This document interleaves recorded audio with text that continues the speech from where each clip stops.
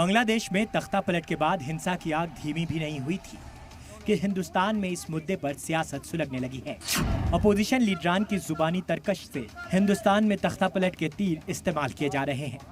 दावे किए जा रहे हैं कि बांग्लादेश में जो हुआ वो हिंदुस्तान में भी हो सकता है। जो बांग्लादेश के हालात हैं वो हिंदुस्तान में भी हो सकते हैं। I say whatever I say in public, never in private. Bangladesh में हुजिया भारत का नंबर है। इन सियासी बयानबाजी से सवाल खड़े हो रहे हैं कि क्या बांग्लादेश के नफरती और कट्टरपंथी मॉडल को सीढ़ी बनाकर अपोजिशन मरकज के इख्तिदार के खिलाफ बगावत का बिगुल फूंकना चाहता है। सबसे पहले आपको बता दें कि इस बगावत का बीज किसने बोया। इस लिस्ट में सबसे ऊपर हैं कांग्रेस के सीनियर लीडर और साबिक वजीर खारजा सलमान खुर्शीद, जिन्होंने एक किताब के रस्म इजरा के मौके पर कहा कि कश्मीर में सब कुछ नॉर्मल दिख सकता है, यहाँ सब कुछ नॉर्मल लग सकता है, हम जीत का जश्न मना रहे होंगे। 2024 की कामयाबी शायद मामूली थी, शायद अभी भी बहुत कुछ करने की जरूरत है। सच्चाई ये है कि अंदर ही अंदर कुछ तो सुलग रहा है। बांग्लादेश में जो हो रहा है वो यहाँ भी हो सकता है। सलमान खुर्शीद ने जिस किताब के रस्म इजरा पर यह बयान दिया उसका नाम है शिकवाए हिंद। इस मौके पर सलमान खुर्शीद ने जो कहा वो तहरीरी तौर पर सामने आया, लेकिन जब उनसे आज उनके बांग्लादेश मॉडल पर सवाल किया गया तो वो अपने बयान पर अड़े नजर आए। ये वही सलमान खुर्शीद हैं जिन्हें यूपीए सरकार में वजीर खारजा के ओहदे पर नवाजा गया था। I say whatever I say in public, never in private.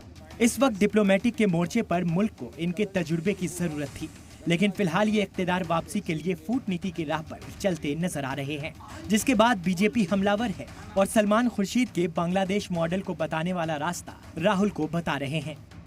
आज बांग्लादेश में हिंदुओं के साथ अत्याचार हुआ, कल मनीष तिवारी जी बोले, लेकिन एक बार भी हिंदुओं को ले जानता हूं कि राहुल गांधी के इशारे पर ही आज सलमान खुर्शीद ने देश को चेताने का काम किया है। जब पार्लियामेंट में खड़े होकर राहुल गांधी कहते थे कि इस देश में आग लगेगा, इस देश में दंगे होंगे, इस देश में प्रधानमंत्री जी के ऊपर हमला होगा, तो वो क्यों कहते थे? तो आज मालूम पड़ रहा है आखिरकार मंशा क्या थी। वहीं कांग्रेस के एमपी सज्जन सिंह वर्मा तो सलमान खुर्शीद से भी 2 कदम आगे बढ़कर हिंसा की तस्वीर बताने में जुटे हैं, जबकि इंडिया इत्तेहाद के इत्तेहादी किंतु परंतु कर उनके सुर में सुर मिला रहे हैं। बांग्लादेश की जनता कल प्रधानमंत्री आवास में घुस गई, राष्ट्रपति भवन में घुस गई, लेकिन तुम्हारी गलत नीतियों से तुम्हारे प्रधानमंत्री निवास में